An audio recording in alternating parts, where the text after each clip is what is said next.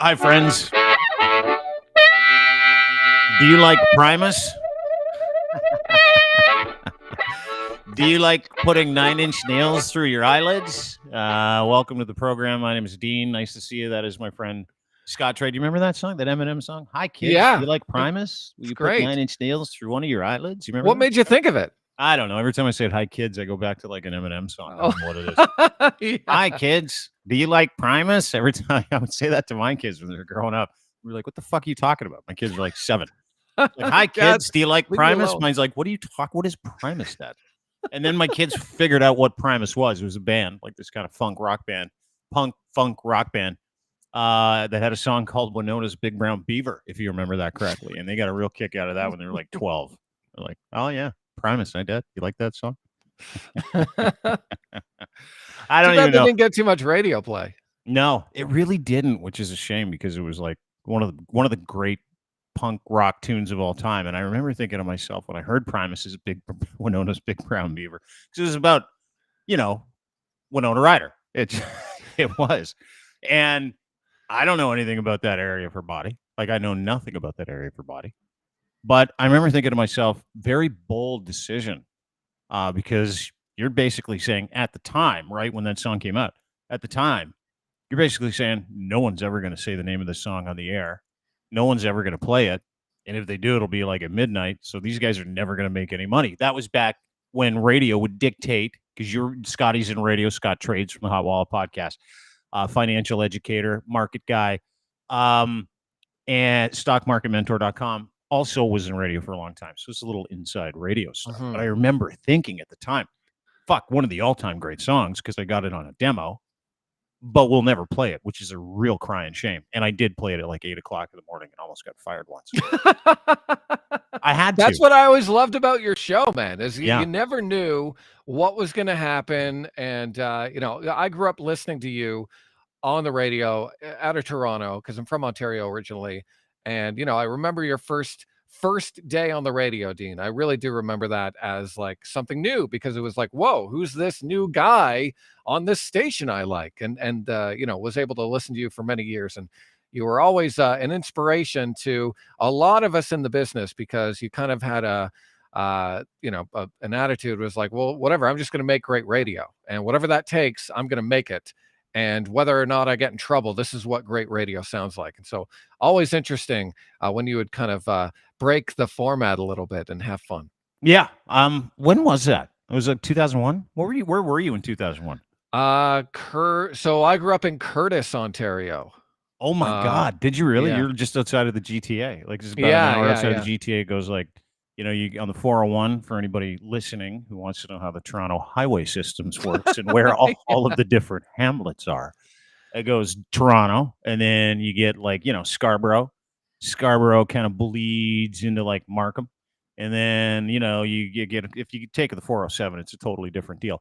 But then it goes like Pickering, Ajax, Oshawa, Curtis, if you will. That's right. And Curtis isn't spelled like Curtis's name. It's like Cortice. It's the most fucked up way to spell Curtis of all time. So you're a Curtis guy, right? That's right. Yeah. I mean, how old I grew up there, but I grew up in Ajax for a lot of my life, from kindergarten to grade 8. And then I moved to Coburg for a bit. And then I moved to Curtis for most of my high school life. Met my now wife in high school there. And it was a nice little community. I look now, and like the housing prices are just insane.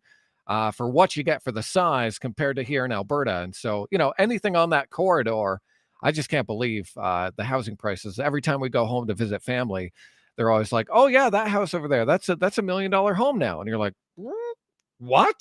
Yeah. But it's because it's close to the 401. Absolutely, dude. It's the most messed up city in the world, and housing prices here are insane. So 2000, that was what, 2001? And then you're how old in 2001? Well, so when did you get started on the edge? 2001. Because, sometime in April or May 2001. Yeah, so I would have just been maybe 18, 19, I think, around there. Oh, you're a kid. I was 28. Yeah. So what are you? You're 40. You're barely 40. 41 now. 41. Yeah. 41. Retired from radio. He's a stock market mentor. Scott Trades is now like a financial guy. You've had like two of the weirdest like career swings ever. But 41, and then anyway, so 18, 19, you started listening to me on the radio in your teens, 18, 19. Yeah. And then that, please tell me, because this is what I'm trying to get to. Please tell me that I didn't inspire you to get into radio at that age. I was already inspired. I saw the Howard Stern movie and I said, oh, wait, you just have That's to go to me. college and then they put you on the radio? Yeah. Sign me up. And so I had started doing that and went to Loyalist College in Belleville, which they actually just closed up their radio program. They're no longer offering a radio only program. It's probably basket into like a multimedia kind of whatever technology program now. Yeah. But the college that I went to, it launched the first ever college radio station, licensed college radio station in Canada, which then allowed other colleges and universities to copy their application, give it to the CRTC, and then they were able to launch like Humber Radio and all these other radio stations. But Belleville, Ontario, and Loyalist College was the first one. And my dad went there for something, and I was like, oh, I can get a bursary for going there? You're going to give me a couple $1,000s just because my dad went? Sign me up, free money. I'm into it. And so alumni. Yeah. So it worked out, and great school, great teachers. I'm still in touch with some of the profs from there. But yeah, and like I said, growing up, understanding radio, understanding formatic radio, and then listening to someone like Dean Blundell on the radio, who seems to be breaking all of the rules, was always really exciting to me growing up. So, I appreciated when you would say, screw you, program director, I'm playing this song anyways. Yeah. Yeah, I had a habit of doing that, and they let me do it for like 15 years. But it's fascinating because I don't talk about radio very much anymore. I think you can sit and get all resentful when you talk about the industry, because it really was. I mean, it kind of got outed as like, okay, what are we fucking doing here over the past 10 years, with everybody being able to do all of this from their home with $100 microphone and a camera, right? Yeah. Like everybody can kind of do whatever. You can communicate. And of course, the internet and online. But I remember like it was 2001, 2002.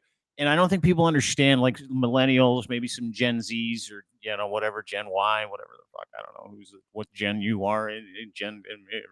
People that didn't grow up with like the three pillars of media, right? Which was TV, print, radio. Radio was always like the bastard child of all three major portions of like traditional media. And radio people would always be like, oh, I hope someone writes, like if someone wrote an article about a radio guy or a radio station, and trust me, there are several out there about me, for a variety of reasons. It was a big deal, like huge deal. Same thing with television, right? So we always tried to hijack television shows successfully, specifically morning radio television shows, other morning TV shows. We like to send like people in rat costumes to do things like masturbate in the window, just stuff like that. We like to shake it up, if you will. Yeah. And it was like earth shaking, like conflictual content, or like audio of people screaming back then, if you think about it, or like a radio guy conducting some kind of operation to get on television back then. Like this was a big deal, like a huge deal. And then if you consider the fact that there were only 3 ways to get information back there, and I remember 2 years into my tenure in Toronto when I was at the Edge, my friend Ben Mulrooney came up to me and he's like, you ever hear this thing called a BlackBerry? And I'm like, no, what is it? He's like, a phone, but it's the internet on your phone. It's going to change everything. Sure enough. And then all of a sudden you get the iPhone, which was the second thing, of the iPod. And I didn't at the time realize, like I had no idea how diminutive radio would become. Like basically all of those. Like I knew the internet was going to swallow radio. Like I totally knew it, but I didn't know it, right? Like you're like, oh, we can't compete with on demand, and someone's going to send something on your phone. And how do you listen to the radio on your phone? Like how do you streaming wasn't even a word back then. That's how old I am. You're not that old. You might be, but that's how old I am. And so now when I think about the influence that, idiots like me had doing morning shows where you're getting people to dress up like elephants to jerk off on morning television, it's and having that be like front page news the next day, or all that people talked about the next day, because you couldn't get anything you wanted anytime you wanted on your phone. Do you remember that? It was like slim pickings. I think now to the fact that radio schools like yours are closing up their programs. And I'm like, well, of course, right? Because we're shocked into that kind of entertainment every single day when we open up an app. You know what I mean? Like we see it all the time. It's like we're desensitized to excitement. It's like we're Mhm. desensitized to that mode of information where people were really important. People were asking you to excite them in the morning on their drive because they didn't have anything else to listen to. They weren't distracted by their phones. Dude, I didn't even have a cell phone till 2008, 2009. Yeah. So it was like I was in the moment all the fucking time, which you have to be if you do that job, right? So it's amazing when you say Loyalist College closed their radio thing. I'm like, well, of course, like all of our habits have changed. Nothing shocks anybody anymore, and that kind of radio doesn't exist anymore, probably because of me. Well, Probably. I do think it was a moment in time, and it feels like the internet has dematerialized everything. Some may actually say that it made broadcast better because you think of all the great podcasting that's out there now, all the great storytelling that's out there now, and the data that we can get from people listening and watching. We know exactly when people are watching and how much of their attention we have because we can measure it digitally now, where we couldn't do that before. And so while I do believe, it is harder to get attention right now, I think that the content that we are consuming is so much more powerful and moving than it was back in the day where it was just radio, TV, and print. And if anything, Dean, those tricks that you played back in the day, they wouldn't get that much attention nowadays No, because that's there's what so we're much more happening. desensitized. Yeah, Yeah. yeah. Exactly. So it is, but it's harder, but that means that people have to work harder. The content has to be better. And I Hmm. think ultimately the consumer is the winner of all of that. Do you think that's why radio, television by and large sucks so hard right now is because they can't be as good as the people that have to be better than that online? I think it's because they're all trying to be too broad. I mean, you think about what makes successful media now, and I've having a conversation with someone a couple of days ago, and they came over and they're complaining, "Oh, the mainstream media never covers this," and they're bashing the mainstream media. Yeah. And I said, "Well, here's why. Here's how the mainstream media works. The mainstream media is all about finding an audience. And then the idea is to super serve that audience so that you have their ears and their eyeballs at all times." And so, of course, it seems like every facet of the media has a bias. It's not that they have a bias, they have an audience that they're trying to feed. They know that audience is there. They can measure that audience. They can sell that audience, and they just want to super serve that audience. That's exactly what Fox News does. They have a slice of the population that believes a certain thing, and they're just going to pour into that as much as they can because they know As if they many do, monosyllabic words as they can as on much as Fox they News. can, because they know they'll have their eyeballs. And what can Yeah. they do with those eyeballs? They can sell them. They can sell those eyeballs to advertisers and enrich themselves. And so that's what I think a lot of people need to think about when it comes to the mainstream media, and especially radio now. They're all trying to cast this wide net. And unfortunately, in a world where everything is on demand, I feel like that's the wrong idea. You need to find a niche, find an audience, and super serve them, become their number one source, and then you have a successful media platform, podcast, show, whatever it is. Yeah, it's a target demo, right? And it's funny because I think in radio back in the day, this is again inside radio, but this is literally how radio stations and companies that own them would figure out what they wanted to do. They would look in the marketplace and they would target people according to their musical likes. Mhm. So that's just a subject on the internet now, music, by the way. It's a Yeah. subject on the internet like anxiety, mental health, home building, any kind of niche podcast you get, whether it's like your favorite philosophy, maybe it's like religious, maybe it is AI, crypto, like all the different podcasts you have. To your point, people are that hyper focused. Back then, again, to your point, it was so broad. You're like, okay, we're going to target people and we're going to pick a format for this radio station. We're going to relaunch this radio station. We're going to do a study and we're going to find out what music is missing in this marketplace. And then we're going to do that. And Mhm. then underneath that person that likes that kind of music, let's say it's country, we're going to hyper focus our target demo on like, 25 to 54-year-olds, men or women. And they would be so granular about that broad idea.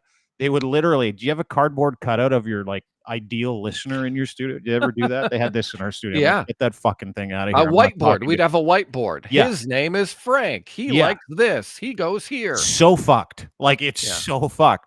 Now, because to your point, you don't have to be that broad. You get instant measurements with podcasting and digital content, online content. You can literally hyper focus your stuff to a guy with one arm who loves ABBA and hates slippers. And you can hyper focus that podcast, that content, that portal to that person.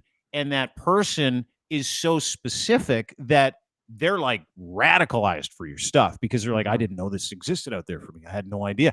That's how people are chopping up interests and demos when it comes to content. Radio can't compete with that. Like you can't put a radio station online that's that hyper focused, right? You have to have the best analysis. You have to have the best communicators that have the ability to target a culture now. And that's why we have the Fox Newses of the world, which I find fascinating. And so when you think about it, and I'd love your thoughts on that. I don't what didn't you mean to get into radio to start this fucking podcast? That's okay. It's fun, man. Yeah, I like talking about it. If you think about it, don't you think the next step for any traditional media is doing what Fox News did, but up here in Canada? And I see it all the time with things like Sun News, but in radio, don't you think they're going to do away with formats just so they can keep the lights on?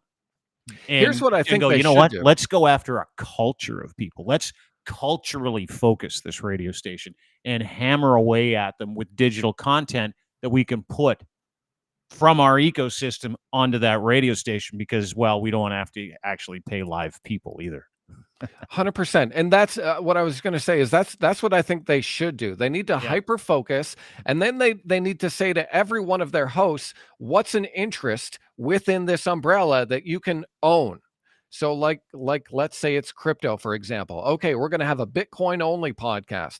Then we're going to have an Ethereum podcast. Then we're going to have a Solana podcast. And that's what I think is the future for media, where you have a bit of an umbrella for radio. Let's say radio, for example, and then every host under that umbrella needs their own specific interest that they can become a local expert on, that people can then go to if they want to get more. Oh, you really like the band Nirvana? You got to talk to our Nirvana expert. He knows everything about the band, and he's got a great podcast for you to check out this weekend.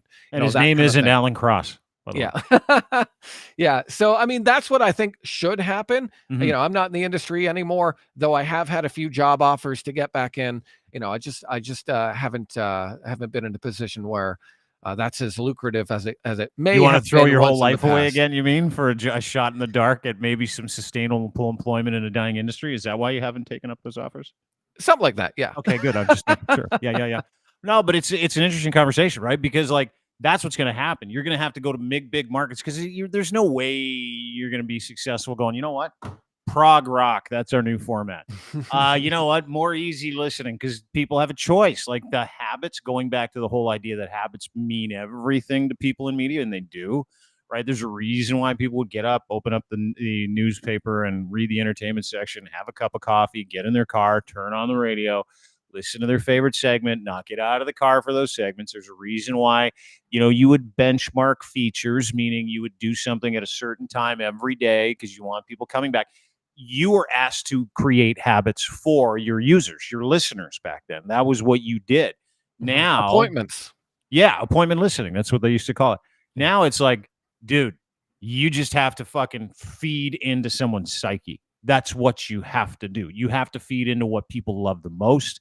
And if you go after the crazies, they'll really engage with you. And we see that all the time, whether it's like religious programming, whether it's alt-right programming, and get people to fight, right? It literally is such a different world that we live in, where the biggest podcasts in the world are true crime podcasts that are just full of like, that's when Susie stabbed everybody at the dinner party.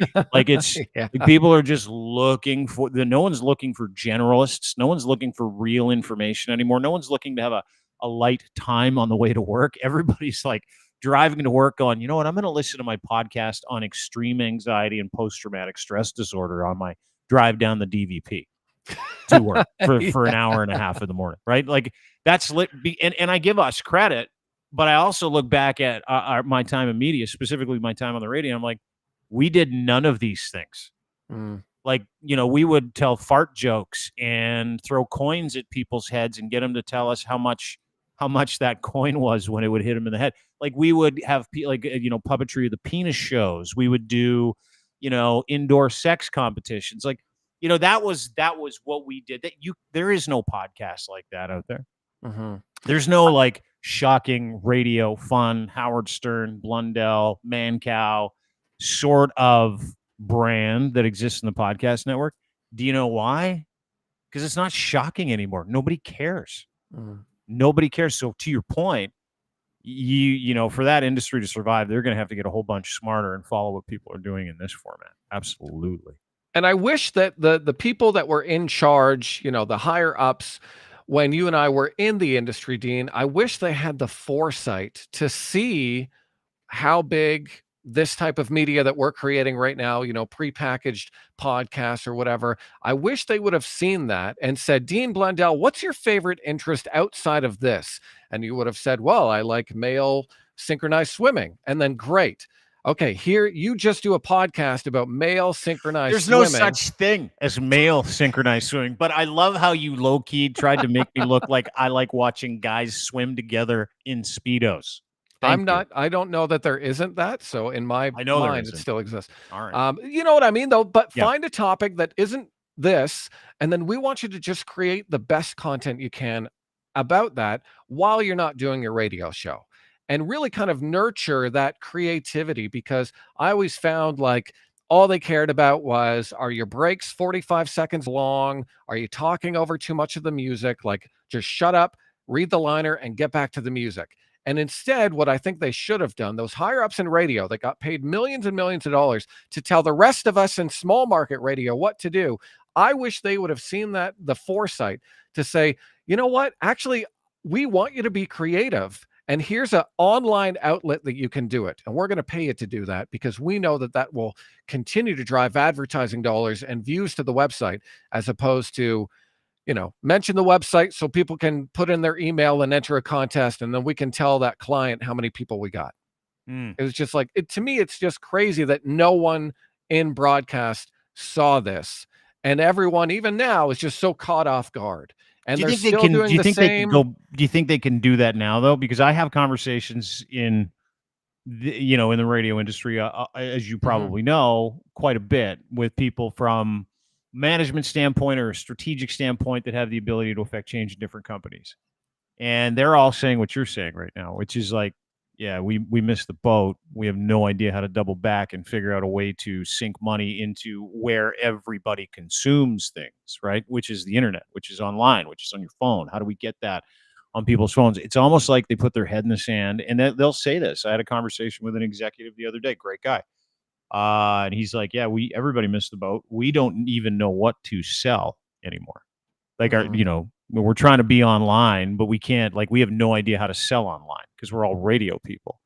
And we pushed off the idea that this was going to eat our lunch. But online listening to podcasts it dwarfs radio listening on a daily basis, dwarfs it now. The revenue in that industry dwarfs the revenue in traditional media, specifically in radio and traditional radio. Like, it's not even close. And I remember back in the day, guys are like, there's going to be a time when radio will make less money than people podcasting. And we used to mock podcasting when I was on the radio. If you remember that, it was like, oh, he's got a cute podcast. I don't mock it anymore. Not because I do it, but because analytically, this is a multi-billion-dollar industry that is nothing but growth potential, depending on where it goes, what you do with your algorithms, how addicted to, making sure that you service keywords, hashtags, all that other stuff. If you're just following the rules of each platform and you feed the algorithm, you're going to be successful, right? In radio, it's like, I don't know, if we get a billboard, maybe put that guy's face on a bus, more people will listen. Like, I mean, literally. And you can't measure anything on the radio either. Like, you don't know who's listening to you and when. It's impossible. And it's, it was all gamified to begin with. But now with the internet, I can literally tell you to the area code who's listening to us right now and for how long and what that person makes a year, the area code with which they live, how many people are in their house. I can also tell you the average listener's salary that listens to this podcast. I can tell you how many dogs some people have that listen to us. I can literally see people on crier.co, which is the host site of our media company. I can see people with and it's called heat mapping. You can literally see it. It is so exact. I could watch you go out over to Crier Media and move your mouse, and I can watch you click on things. I can see what you're doing in real time. Traditional media can't do any of that stuff. It is almost impossible to measure. So I don't know, man. Weird. I think they got to flip it. They got to flip the playbook where the radio is just your way to advertise your digital online content, and then that's what radio companies don't have online content because they've been ignoring this movement for the past 15 years. They're like, nah, it'll never happen. We're too big. We hold the keys to the economy. We hold everything.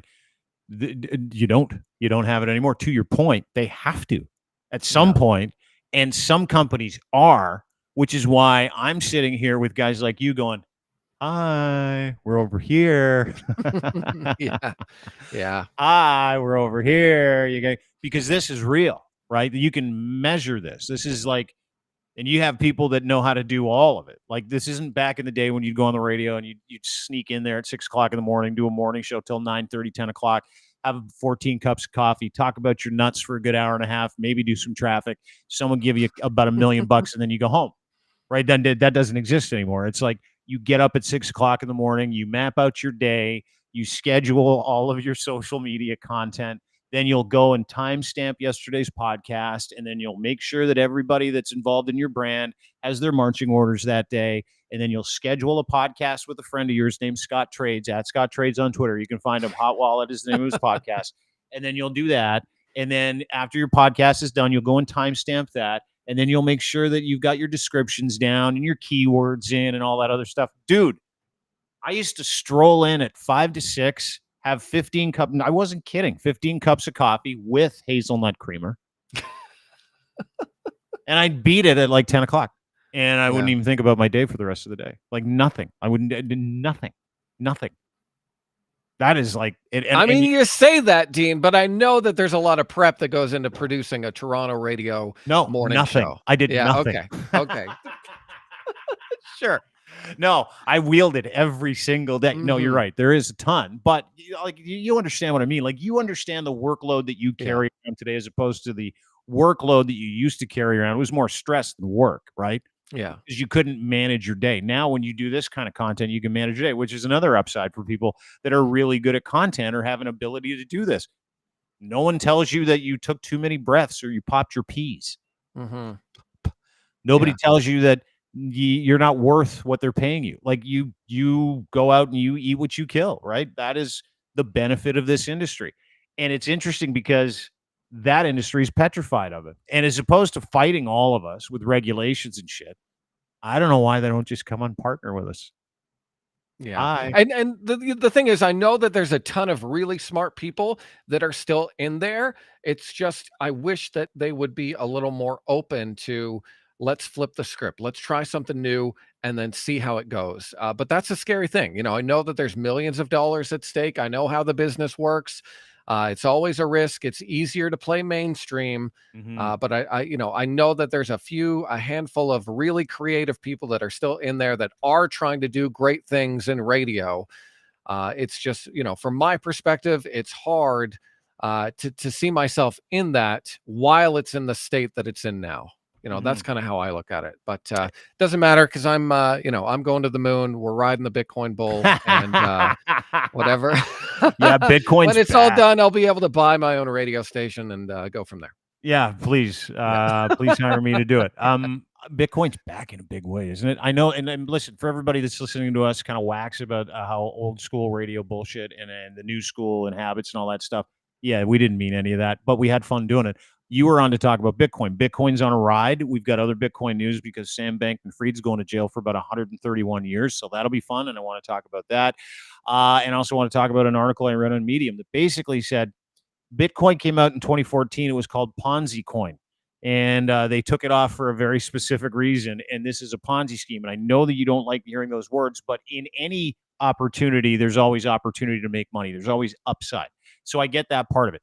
But why is Bitcoin back? Just Bitcoin. I know there are a couple of coins that are back, but Bitcoin itself, last time I talked to you, was like 26,000. What is it? 47?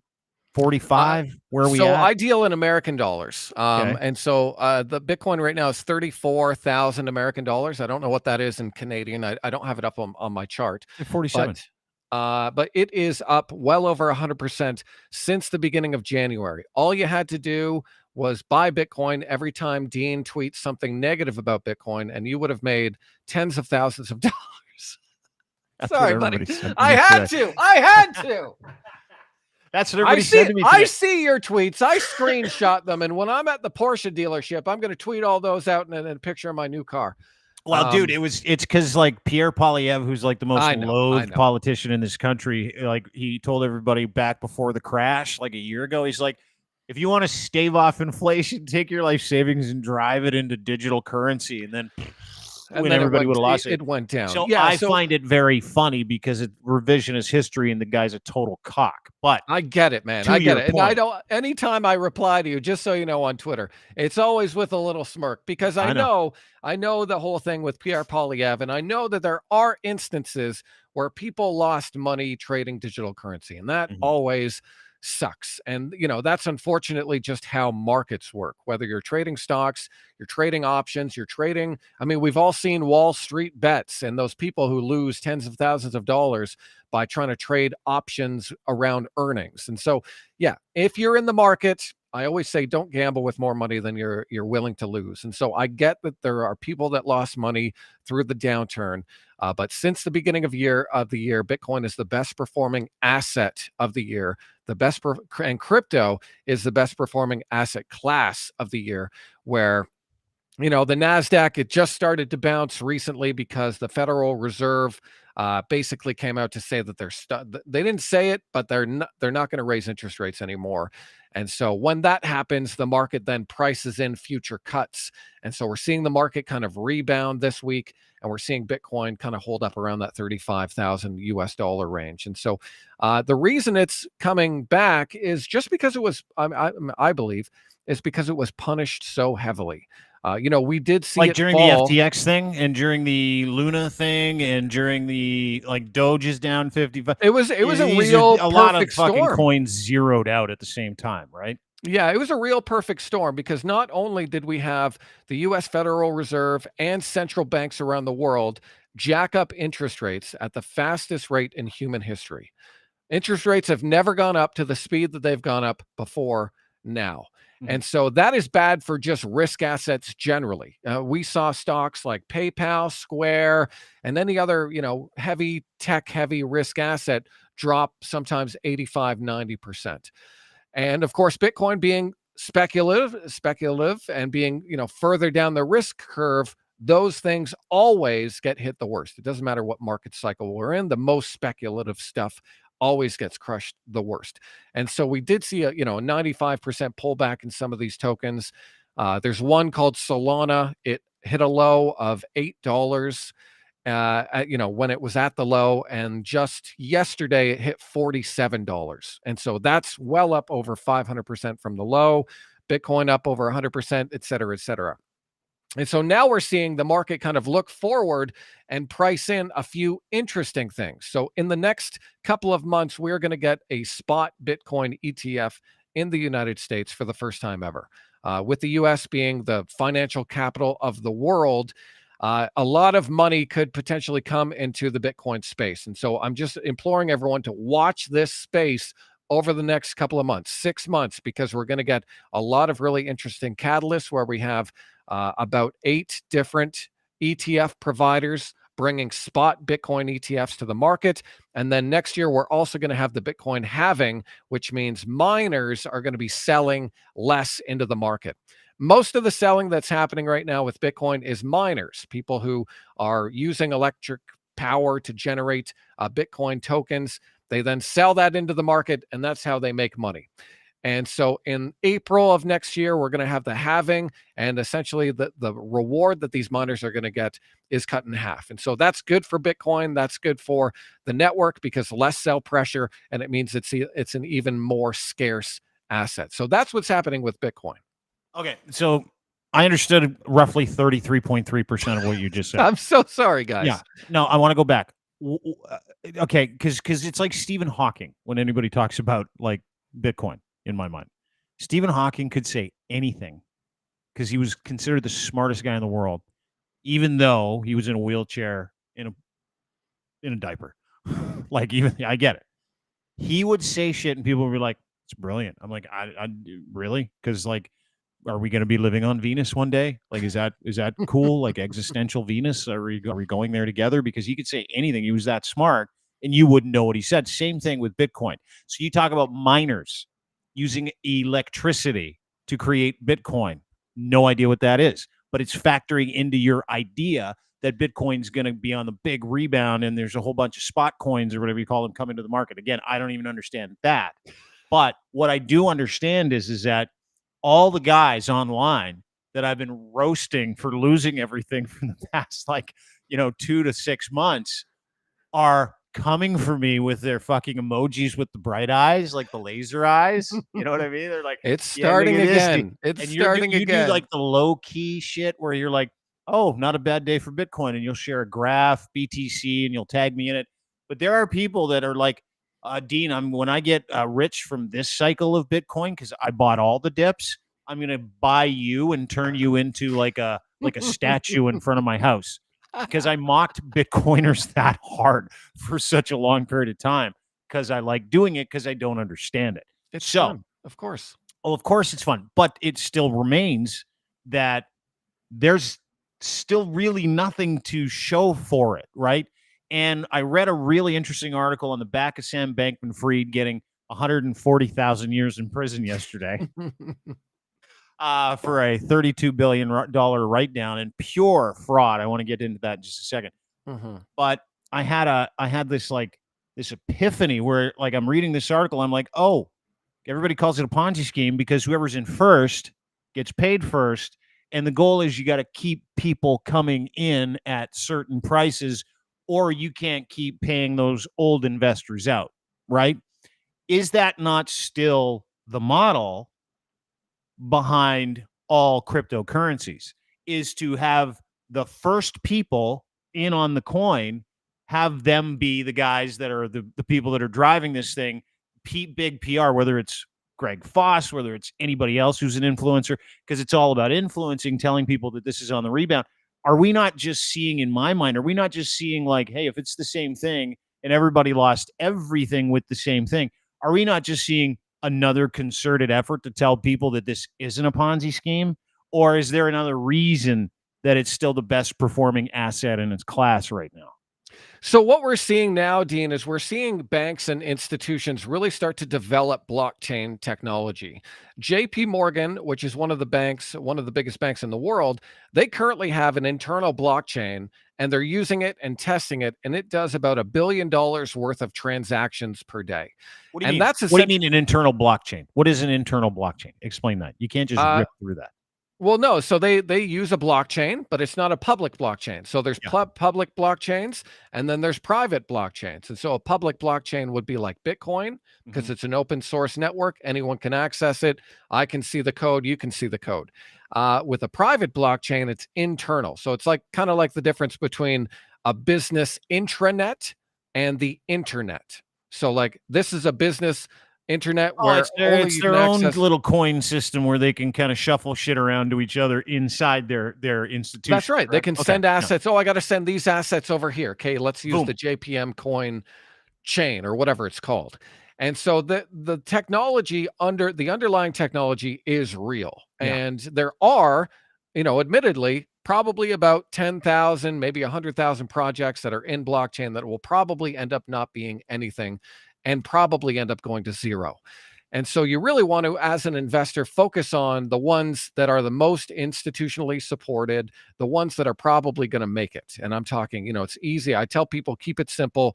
Watch Bitcoin, watch Ethereum, check out Solana if you want to go further down the risk curve and stuff like that. But these are real technologies that they're building. And that's why they have value, because people are using the network and transacting on the network. And as I've laid out in some of my free training that I've done for Crypto Market Mentor members, it's all about how many people are using the network and the amount of transactions on that network. And so that's what brings the value to Bitcoin. There are a lot of people who use the Bitcoin network on a daily basis to transfer value on an open, permissionless network without the risk of a third party like a bank or an intermediary. So that's the real value proposition, Dean, is that I can send money to you from my crypto account, from my Bitcoin wallet to your Bitcoin wallet, and there's no banks involved. And the bet that people are making right now is that in the future, that's actually going to be really valuable, because then I don't have to worry if Silicon Valley Bank crashes with my money inside, because it's a trustless open network. Yeah, but isn't it also not at all regulated because it is DeFi? Well, there are regulations coming down. Well, there are, but isn't it largely totally not transparent?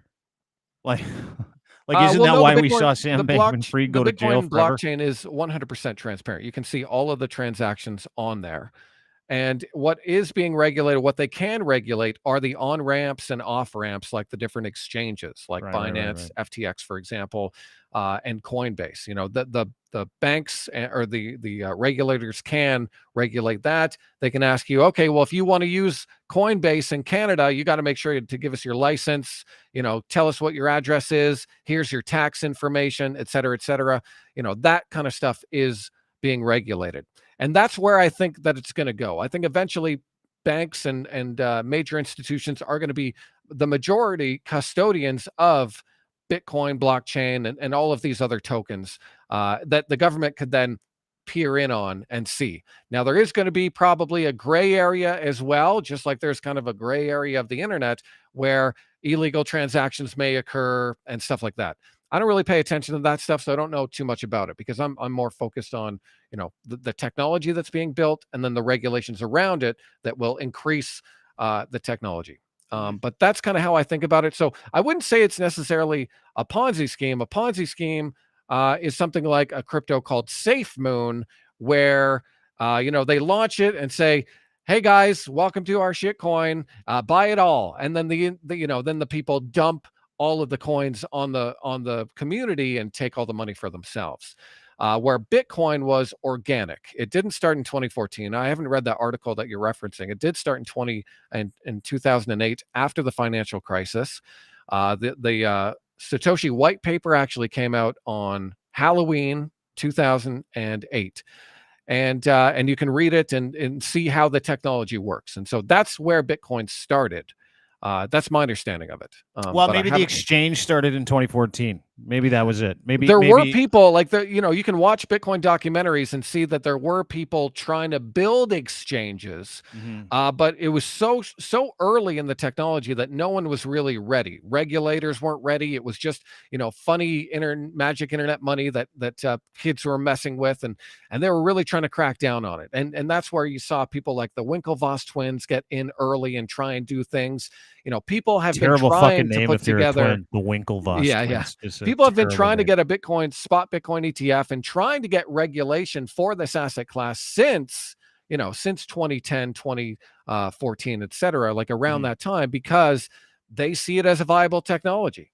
I don't think any of us really know where this is going to go, but as we're talking about with our radio conversation, when we were sitting there with the internet right in front of us, Dean, we didn't know where that was going to go. Totally. And so that's how I look at this technology. It's still fun to mock, but I totally agree with you. And so this is an emerging technology. Yeah. Yeah, are there criminals doing bad things? Of course there are. But there's also criminals doing bad things with email and phone scams still. And we still have phones, and I still have a Gmail account. Doesn't matter how many spam emails I'm getting. I still use the technology because underlying it's still a solid technology. And I Yeah. think that's what's going to eventually come out with some of these blockchains, where it's going to be just so integrated in our lives that we don't even know what blockchain or network we're using, but we're just using the application that's built on top. And that's where the users will really get value out of it, because they're not going to know that Twitter is running on Solana. They're just going to know, I like Twitter and I'm using this app now. Hmm. That kind of thing. So I think that that's eventually where it's going to go, where the applications that are built on top of the blockchains matter more than the actual chains themselves. But for an investor, if you want to kind of speculate on which networks you think are going to have that mass adoption, that's where you can get involved with crypto and kind of, place your bet. And I've had this conversation with Ryan, one of our friends before, and I said, people like going to casinos. People like betting on things. And that's how I look at investing in early stage technology, whether you're a venture capitalist or you're looking at the crypto space. I'm making a bet with my money saying, I like how this technology looks, and I want to place my money there because I think this is going to actually garner a lot of attention in the future. I don't invest for what's happening right now. In the bear market, when Bitcoin was doing this, I was researching the network. Okay, price is going down, but is the network still valid? Is it still good? Okay, yeah, all of my work says it's still good. All right, I guess I'll buy some of this dip, even though Dean's bashing it on Twitter every day. Yeah, Okay, but yeah. were there okay, listen, was there ever a day though where I was bashing it and you bought the dip and it dipped like for another 12 straight days where you're like, and then you saw my tweet where I'm like, oh, buy the dip, buy, buy the dip, where you're No, like, there's I never just never lost like anything that 12 you grand said in or the last anyone like else week. said. I am fucking furious at him. Like, I mean, No. that was a crazy ride though. Like, and it started really prior to Sam Bankman Fried getting arrested and getting zeroed out. But I mean, that industry is full of people, right? Like every Mhm. industry when it comes to money, when your money industry is full of people, it's obviously not going to be full of fucking awesome people, right? Sam Bankman Fried convicted, guilty, all 7 counts of fraud, like 32 billion. 32 billion. This is in the FTX collapse. His girlfriend, Caroline Ellison, real looker.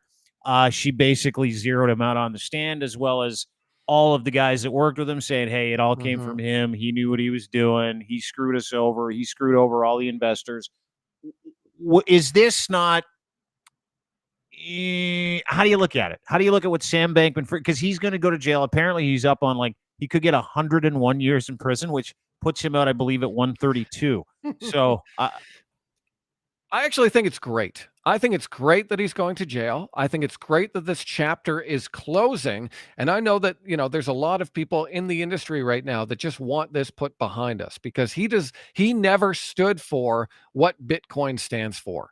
All Sam Bankman Fried wanted to do was have influence, get money, and eventually become president of the United States. That's all he cared about, and so he would do whatever he could to just maintain appearances. He would give Tom Brady a ton of money. He'd do a ton of these ads, like the one in the Super Bowl. He sponsored the Miami Heat arena. stadium, like Yeah, yeah. anything to really make it look like what he was doing was legitimate, when behind the scenes everything that he was doing was actually not legitimate. And so again, I look at this as like, oh, thank God this is over. And I think it's perfect because it's closing out as we lead into actual institutional support for Bitcoin and digital assets, with all of these spot ETFs that are coming to the market and fully regulated by the SEC. So I think that this is, just the beginning of what is going to be a really interesting year and a half for crypto and Bitcoin.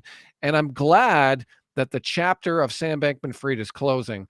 I said to someone today, Well, of course you are, because it's so fucking hard to sell Bitcoin or sell like any education to Bitcoin when like every day the guy who tanked 32 billion worth of Bitcoin, right?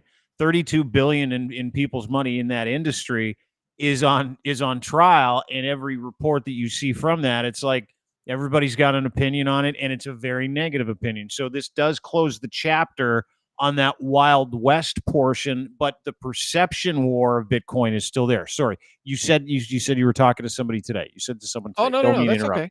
Yeah. No, that's totally fine. And that's just it. Yeah, I didn't love Sam Bankman Fried even when everyone loved him. I understood, okay, this is someone who is the head of a major exchange.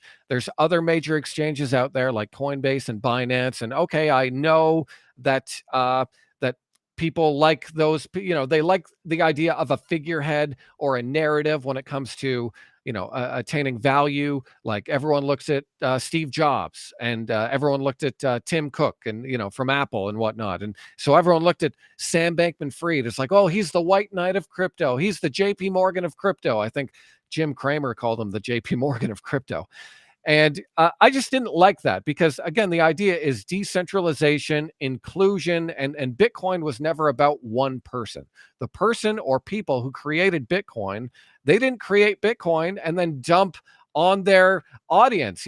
They created Bitcoin and then just said, well, good luck with all of that. So Sam Bankman Fried was always against what I loved about Bitcoin and crypto. And so I'm glad that it's gone. I'm glad that he is going to jail, hopefully for a really long time.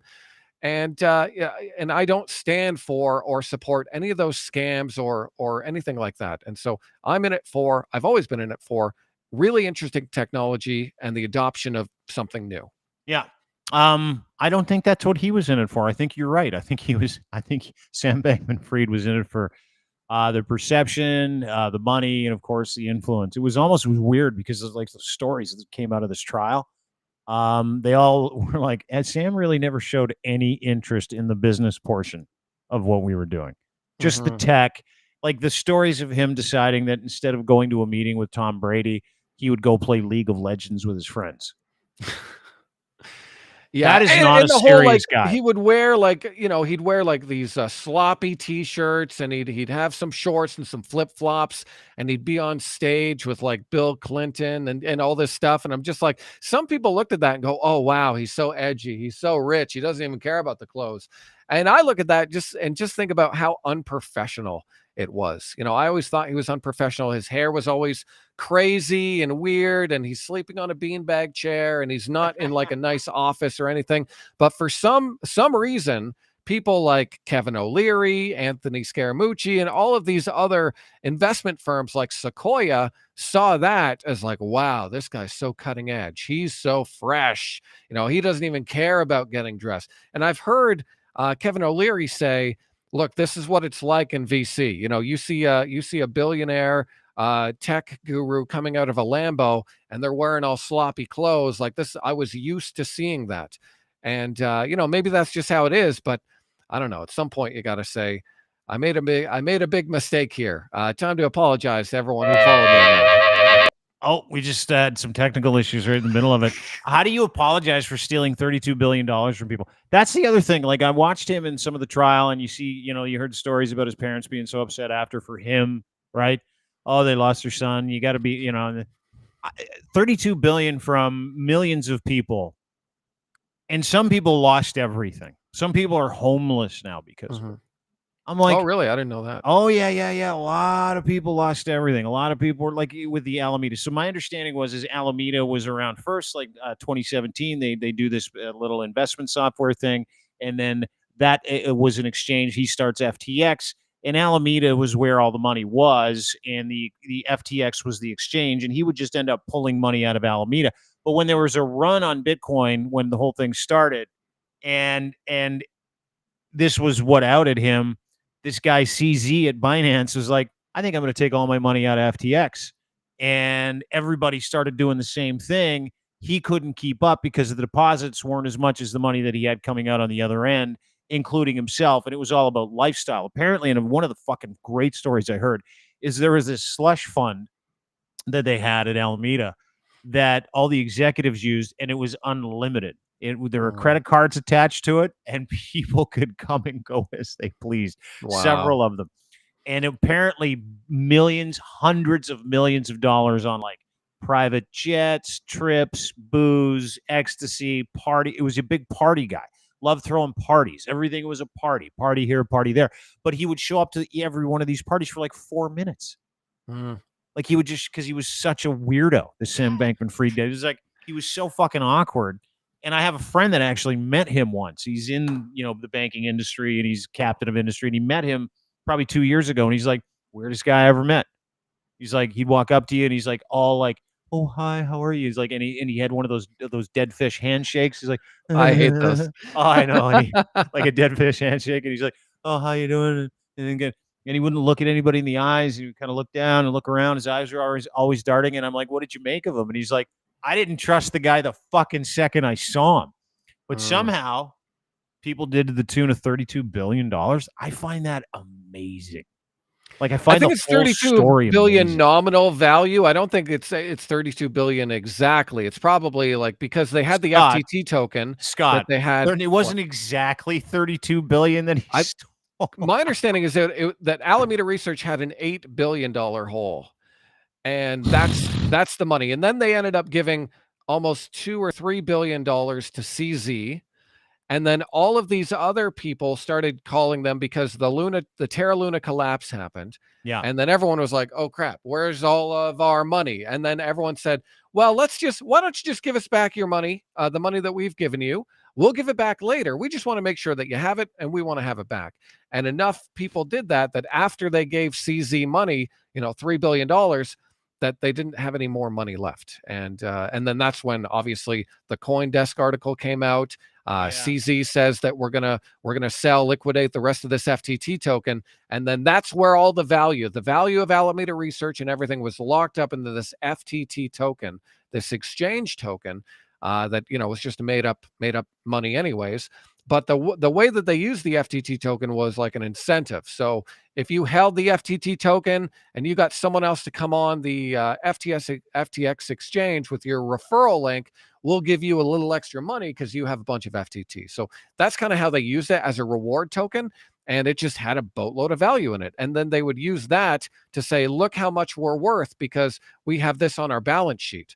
And then ultimately it turned out that was the Ponzi scheme. That was the house of cards that came crashing down. And then, but if you take one layer off of that story, you see the clear criminality and the unprofessionalism of the gentleman who's going to jail for 100 years, Sam Bankman Fried. You clearly see it. But there's a relational part that sits outside of all the tech and all the fucking numbers and how it works and exchanges.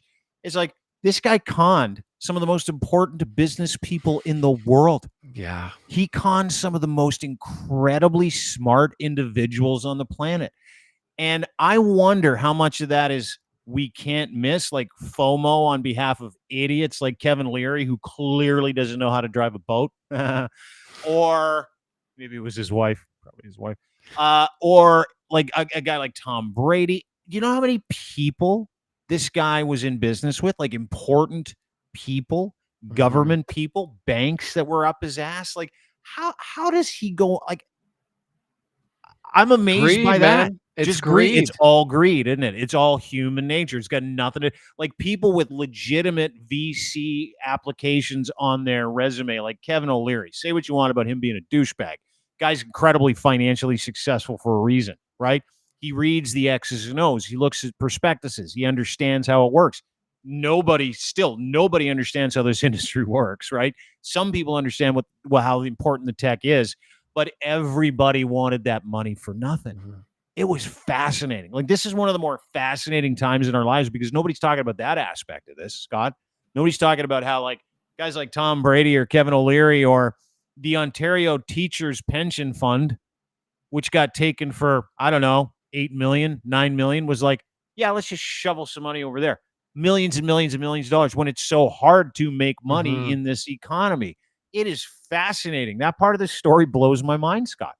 Yeah, really and I mean, if you know the Bernie Madoff story, or definitely if you have a chance, watch that story on Netflix. It is really crazy and compelling. I mean, it got to the point where they were ready to make Bernie Madoff the head of the SEC, and meanwhile, he's one of the biggest fraudsters in the world, much alike to Sam Bankman Fried in that way.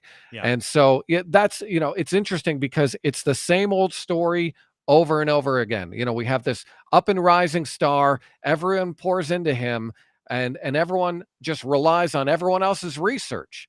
And that's what happened with Sam Bankman Fried. He got the okay from one major house, one major investment firm, and then people like Kevin O'Leary goes, well, if they're in, then we're in.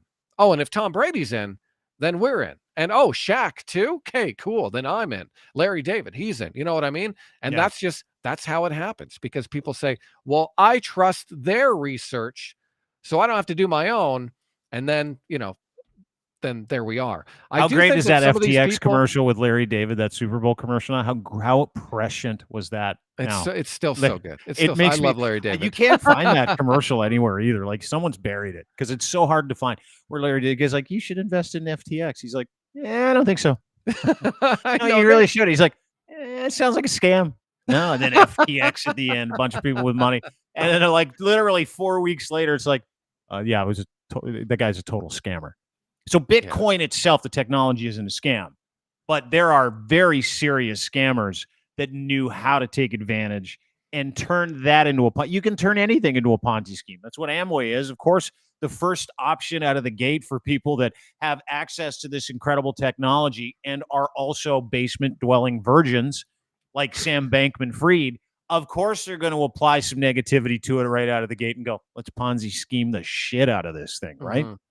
And I mean, we've seen this, like I said, over and over again. If there's money involved, there's going to be someone who's going to try and figure out how to scam it from other people. It's just it's a sad state of the internet, really, because I think a lot of really good technology ended up being kind of pushed to the side, and now we may never figure out which, some technology that might have been good that now is irrelevant because the price went down so much that people just gave up on it and they blew up. But that's it's how got a markets black work. eye. Yeah. That's how markets work, and the best technology will always come to the top. The cream always rises to the top, and that's why we're seeing tokens like Solana and Chainlink, do 100% moves just in this year alone. So there is still opportunity within the mess, and I think I keep telling people that now's a great time to learn about the technology, because I think that things are just getting started again, and that's the time to do it, not when price is going like this and then you just feel the need to FOMO in. And that's how a lot of people lost their money last time, Dean, is they saw it on the news, they heard people talking about it. I came on the podcast going, Bitcoin's going to the moon, and then they're just piling in no matter what. They put risk to the side because they just want number go up. And then eventually number stop going up and number go down, and they go, well, it's his fault. It's his fault I lost all this money. It is actually is Sam Bankman Fried's fault. It is. But it's your fault too for getting emotional. Like emotional investing, they say, is bad, right? That's what I hear. Totally. That's all Bitcoin was, dude. For a lot of, well, not for you because you're a fucking educator, but I mean for the average moron. Oh yeah, like Tom Brady.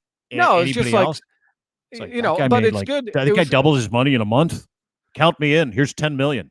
It was good for me to go through that, though, because I've never been through a cycle like that in my life where I've seen something go from like 0% to 500% down to like, down 95%. I've never been through anything like that in my life. And so the last couple of, the last year and a half or so, I've learned a ton about myself as an investor in terms of risk tolerance, anxiety, you know what I mean? What I can handle, what I can't handle.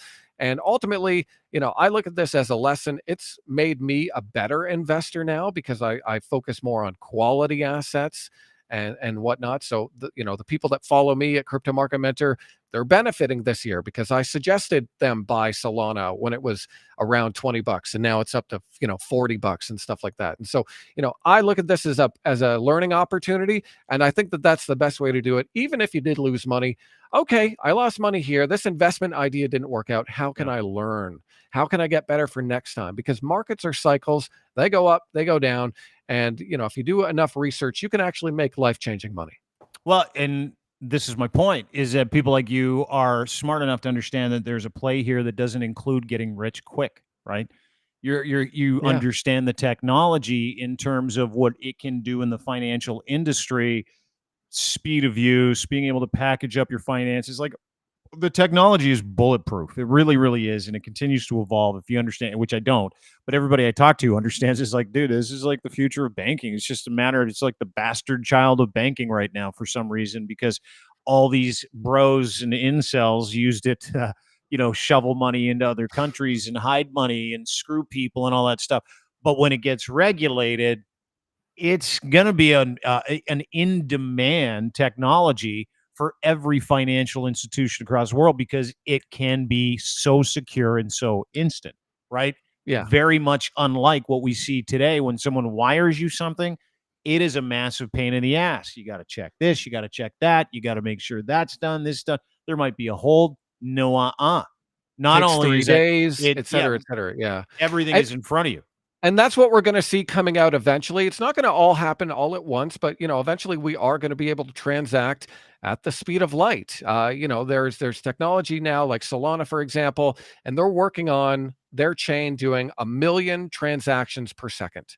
1,000,000 transactions per second. To put that in perspective, Twitter is about 24,000 transactions per second. So they wanna go up to 1,000,000 and higher than 1,000,000. And so people like, if you have a business and you got to send money to your bank or your bank's got to send money to you, it's going to happen like that. It's going to be finalized within an hour rather than a day. If I buy a stock right now on the stock market, it actually doesn't get settled in my account technically for a few days. There's it's a T plus whatever based on whatever broker you have before that transaction of me buying a stock gets settled in my account because of just how slow the system is.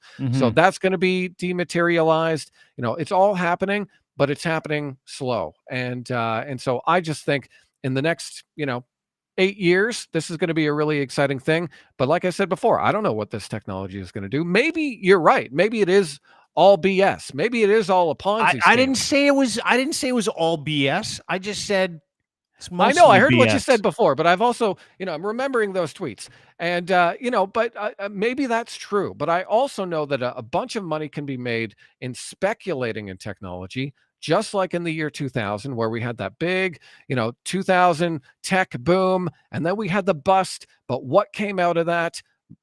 Apple, Google, Facebook, all of these different OnlyFans. technologies came out of that. And so, while the dust settles, I think it's a great time to pay attention to it. And I'm glad that Sam Bankman Fried's going to jail. The less people like that are trying to make the technology about themselves, trying to just have control, trying to have influence, whether it's on the Democratic side, which he was a big donor to, but he also donated money, dark money to the Republican side. So he didn't care. He just wanted to control everything. And that's not what it's all about. It's about putting the control in your hands, my hands, and allowing us all to have more control over our assets so that we can tokenize things like our house. We can, take a loan out, maybe a quick loan versus the value of our home, do it on our phone, and we don't have to fill out tons of papers and do 10 trips to the bank and just make things a little more streamlined. I can go on my mortgage account and it can tell me exactly how much I owe on my house. But what if I'm like, you know what? I actually don't want a big line of credit right now, but I'd like to take some money out against my home so that we can get this new car. Maybe I'll do that. And maybe my mortgage broker will give me a lower interest rate than the bank. And so that puts, more money in my pocket as opposed to more money in the bank's pocket. Like that technology is just being built right now where you Mhm. can tokenize the value of all of your assets. What if I took out a loan versus, one of my favorite hockey cards or one of my favorite like pieces of artwork that has a lot of value? Like the tokenization of real world assets hasn't even started. And I think it's going to just give so much more value to people where you can actually take a loan out against something that You're you talking own about that has time value. sharing artifacts and memorabilia, right? You're talking about time, like that's really what it is. You're talking about selling a token that represents a piece of something that you own that is real, and that has. You're right, that hasn't started yet. But to me, that makes all the fucking sense in the world. There are co-ops that do that now, where you can like buy a piece of art, but you can buy a portion of the actual art, but it's a Mhm. physical thing.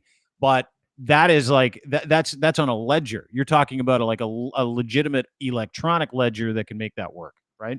That's a Yeah, and token, and then I you own mean, the token. Yeah, exactly. And so that's the kind of stuff that I'm like deep into right now where I'm like, wow, this makes total sense to me. How Totally. do I invest in that? And so that's what I spend my time doing. And so, like I said, as much as I hate the black mark that Sam Bankman Fried has left on this industry because it does make a lot of these tokens look like scams. There's also a handful of these tokens that have real technology that's going to change our lives in the future. And I can't wait to see that happen. How do you think he'll do in prison? I think he's gonna ask for the internet, and I think they'll probably give it to him because I don't know. Have you seen him though? Like, have you seen how soft and milky white he is? I haven't seen him lately. I've Oh, only seen the drawings, and the drawings are dude, so terrible. he looks awful. Do you Like, have a picture? yeah. I got a picture right here. I'm gonna pull it up. He looks terrible. He's had like his and I mean you've seen courtroom sketches of him, but I haven't seen like a picture or video of him since he got arrested. But before he got arrested, he looked like ass. Like he looked like a soft, milky, gooey. There's that video of him running in the Bahamas. Remember that? Oh, Remember that him running in the Bahamas yeah, video? Remember that? running You down the remember that? sidewalk. Yeah, Yeah, yeah, that was yeah, a yeah. classic. Yeah, he's running down the sidewalk and he's like, and he's running and he was shuffling his feet and he's like probably about 6'1" and he's very soft. And he comes from two parents who babied him and helicoptered him into the best schools in the world. And I'm like, that guy is going to go to jail for 100 years. I would be shocked because of how many people he stole from as well. That probably no other guys on the inside. I would be shocked that if he makes it past his second shower. Seriously, that guy is like the softest dude on the planet, and he's going to go to like a federal pound you in the you know what prison in the United States of America for 100 years. I mean, it's going to be a tough go for Sam Bankman Fried, dude. There he is. Look at him sitting on the beanbag chair at work. Oh man, He's not going to do well. Like he's got terrible prison face. prison face. I wonder if he's going to cut his hair. I think that could be a new reinvented Sam. I don't know. His bunkmates probably want him to keep it. Oh my goodness. Handlebars. I knew you were going there. Ah, Diener, this has been a lot of fun, brother. Thanks so much thank you for having an open mind. I know where your heart's at when it comes to this stuff. I know you have people's Bitcoin? best interest. No, in mind. listen. I'll tell you. Can I tell you the truth? It's just fun making fun of people that tried to get rich quick, that got hosed, that never understood any of it. Right? Yeah. Like Pierre Poilievre, leader of of Canada's opposition party. Like a year and a half ago, he's like running around with shawarmas going, I bought this with Bitcoin. Let's go Bitcoin. Yeah, I saw that. And then it zeroes out and everybody gets taken out and he pretends he never said it. And I fucking love feeding that to people. I think it's great. But I'm starting to understand the technology is really the most important part and what it can do for the financial industry, not the financial industry, but you as well, how instantaneous it is and how it works. I'm a fan. I just don't get it. Right. Like I need to get it, which is why I want to have these conversations with you. Talking about Sam being some guy's prison wallet is also fun for me. There's some entertainment value there, but this is a fucking cool time because it's like it's not just about Bitcoin and the Wild West and how and it happens with every industry. Happened with like cannabis, right? Cannabis industry, everybody comes in heavy. All the bad people profit take. Now the cannabis industry in this country is just in the shitter because it's a of real it. drag. It's trying to find its footing, and you're going to have the serious people prop it up. Regulations are going to have to change to make it successful. So it's all trial and error. But generally speaking, that's what we just saw with Bitcoin, right? We saw all the bad people that hid out in their parents' basements and were mad at popular jocks out there that made money the old-fashioned way. They earned it. They got beat up and sand kicked in their face, just sit there and code their little tiny wieners off while their parents are upstairs going, it's time for dinner, honey. And he's like 30 yeah. and they invent And they're making Bitcoin. scam coins in their basement and dumping on randos on Twitter. Yeah, totally, dude. Like that's what we just went through. I think that everybody understands that. I understand that. And if I understand that, and it's the same thing in the podcast industry too, when it comes to programmatic ads, how to make money, how the algorithm works. anything goes. It's why Joe Rogan has 11 million subscribers, 12 million subscribers, because like 7 of them he pays for in Indonesia, and they sit there and listen and listen and listen. So he's got the biggest pot. Like everything is performative, and all the bad people want to keep it performative before they get to a point where it actually works for people. Worked in the cannabis industry like that, which was new. Same thing with crypto. Same thing with podcasting, digital online listening. I mean, nothing really is what it seems, and nothing is really based on merit until you go through. And this has been one of the most expensive case studies in the world, like billions, tens of billions of dollars people have lost in that industry, crypto. But it's a case study, right? It's a real life case study where people were smart enough to get it to market, smart enough to use it to make you feel something, smart enough to get you to give them their money, smart enough, most of them, to get out before they got Sam Bankman Frieded, right? Yeah. But I find it a fascinating story and an incredible subject, too, when it comes to what it can do for people, because I'm only now starting to understand what the technology is, and that is what it's worth, right? Yeah. That is what it's worth. However many people want to get into that technology bubble, buy into what that is and the infrastructure of that so it can make it work for them. It's just the industry that has to get it, right? And then the people will follow. But dude, I think it's awesome. And you actually educate people for this, right? You've got at stockmarketmentor.com, don't you have a cool little spinoff where you're like, hey, I'm going to teach you about crypto responsibly? Is that not correct?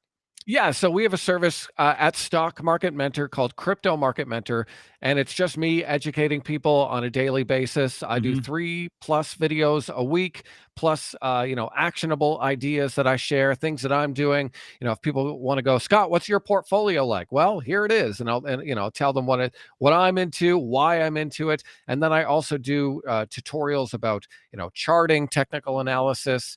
How to get onboarded onto an exchange, what tokens are all about, what is the deal with Solana, what is the deal with Chainlink, why is Bitcoin a thing, why does it have value, all those questions that you ask yourself. I help people kind of understand, and I try and do it in a layman's terms, because I wasn't someone who was into Bitcoin in 2018 and ran that whole thing, when it went up from 2,000 to 20,000. I knew about it. I saw it on the news like everybody else, but I really got into Bitcoin just from my brother-in-law telling me about it, and then being able to read charts. And so if you can do technical analysis and you can trade stocks, I tell people you can trade crypto because it trades very technically. And if you can do chart analysis, it trades beautifully on a chart. So yeah, see, I want to take the course now. Part of me is like, I should probably take that fucking course. I'll send you some videos, my man. I'll send you some. No. I want to take the course. Where can people just go to stockmarketmentor.com, or can they just hit you up on Twitter if they DM you? What's the best way to get a hold of you to get subscribed? Because this is, listen, like the profit taking's done by and large. The real winners are going to stick around for a period of time, and it is going to mean something to this industry. So get educated. How can people get in touch with you? Yeah, twitter.com/Scott Trades, easiest way. I got some links up there, or you can go to stockmarketmentor.com/crypto, and then sign up. It's $7 for 30 days for your first 30 days. And again, you can join, you can take the tutorials, and then you can cancel, and you'll probably leave way smarter. And we're never trying to sell anything. Like, I'm never trying to oh, you got to get in on this. This is the next big thing. I'm always like, this is what I think of it. Maybe it's good, maybe it's not, but here's what it's doing. And so it's really kind of loosey-goosey. I think we have a really good community that I'm trying to build with Crypto Market Mentor. And so, Scott Trades on Twitter, probably the easiest way. Dude, awesome to have you. I had a fun time today, just chopping it up. Yeah, me too. Like one of those little fun conversations you have where you're catching up with guys, you're talking about old school shit, and then you're getting into the new stuff you don't understand, and you're perfect at this. Dude, thanks for explaining a bunch of stuff to me today. Thanks for having some fun. And let's come up with like a pool to see how long it takes for Sam Bankman Fried to be someone's pocket. I think we'll find out. I heard that it's going to take like 4 months before we actually get the sentencing. What do you think it is? Over under? Think he gets 100 years? He's in line for 101 max. So I say he gets 60. Yeah, I was going to go 40. I think like 40. He gets Madoff time. Yeah, I think so. But Madoff, when he gets out, his lovely parents will both be dead. Yeah, I think they'll let him out when he's old. I don't think they'll keep him in there for the full 100. But I believe Bernie Madoff ended up killing himself. And so it I want never to say really he ends died of well like for these people. pancreatic cancer in prison. I don't know if Madoff killed himself. Oh, was it Hang on, let me. cancer? Yeah, Oh, no, yeah, you know let me what? hang Maybe on. you're right. I don't know. I'll watch the documentary again this weekend and find out. Yeah, I'm gonna watch it too. Yeah, he died April 14th, 2021. How did he die? Dies in prison at 82. Hang on. Let me give everybody the good news. Died in prison at 82. Natural causes related to failing health. Oh, okay. All right. That's like he was a Ponzi schemer for like 30 years though. He had a great run. Yeah. Would And you again, take? Here's a question. sure. Would you take? Oh Would boy. you? Would you? Well, keep in mind you're 40. Would you have taken 20 of the best, or sorry, 3 of the best financial years of your life, where you could come and go as you please, or 30 years of your life like Madoff in exchange for the rest of your life in prison? Hmm. That's a tough trade-off. I probably Huh? made off, I think, because it's He a had a good longer run. time. 30 years. They thought he was like a masterful Yeah. investor, and meanwhile, on a floor beneath him, they're squandering all of this money and whatnot. So definitely check out that Madoff documentary on Netflix, Dean. It is really, I mean, it's. I'll say this: it's sad. It's really sad because you find out all of these people that got affected, not just including celebrities, but just people who like met Bernie Madoff at like a dinner party and were like, "Oh, I like this guy. I'm going to give him my life savings." Oh, And like then Kevin at the Bacon. That's what Kevin Bacon did, dude. yeah, yeah. And then they end up with nothing at the end of it. And so Yeah. it really is sad the impact that people like Sam Bankman Fried and Bernie Madoff have. And like I said, the less amount of people the less amount of those people in the market, the better, I think. Yeah, totally. More people like you, the better too. Thanks, Scotty. Great to see you. See you, buddy. Scott Trades, stockmarketmentor.com slash crypto if you want to learn about the business. I'm not down on it. I just love the mocking game behind it. Like, totally dig it. I don't care who you are. Because most of the people that were like stumping for crypto for a long period of time were just like obnoxious dicks. Guys that were like pouring, champagne on their Rolexes at 22 in Vegas with all their other 22-year-old buddies, everybody sharing the same woman so they could get the same chlamydia. Like those guys. It was fun roasting those guys. This Canadian politician called PP, literally standing on a stage doing television commercials saying, to hedge against inflation, invest your life savings in Bitcoin. Zeroed out like 5 days later. So that kind of stuff. But the technology's got to be sound. Anyway, thanks, everybody. Appreciate you being here. Don't forget, as always, brought to you by our friends at Muse Massage Spa. Go to Muse Massage Spa today. It is Ontario and Canada and Toronto's #1 body rub establishment, fully licensed, fully legal, clean, fun, safe. Go there today, Muse Massage Spa. Check out some of their packages. It's bingo night all the way through like December as well. Just wanted to let you know you want to go to bingo and get in touch with them, Riley, proprietors, lovely ladies. They're going to make sure that you have everything that you need for a great time. Doesn't matter what you're into. Everything is private. Everything is safe. MuseMassageSpa.com. Also, Cantork making this possible. Our friends at Cantork, makers of industrial torque wrenches, the best in the world. Every available industry uses them. Heavy machinery, oil industry, nuclear industry, railroad, steel, forestry, doesn't matter. They make torque wrenches and the best in the world for the best customers and clients around the world that need that bolting / loosening and fastening solution. These torque wrenches are big. Not everything has your application. Sometimes you got to put something here. They design, they fabricate, they do everything in Canada. Proudly Canadian. Go to cantork.com today. Have a wonderful day, everybody. We appreciate you being here. Don't forget everything we do at crier.co. Rate, subscribe, review, YouTube, Crier Media as well. Dean Blundell Show on YouTube. You can find everything we do on my link tree as well. That is Twitter. You go to It's Dean Blundell on Twitter. You can get everything there. Have everybody. Have a nice day. Talk to you soon.